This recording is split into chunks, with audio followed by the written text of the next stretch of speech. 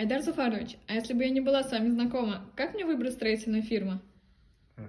Смотри, если у тебя нету проверенных строителей, к которым ты можешь обратиться, тебе нужно будет воспользоваться алгоритмом из 3 шагов. И третий шаг тоже очень важный, и его многие недооценивают, поэтому дослушай до конца.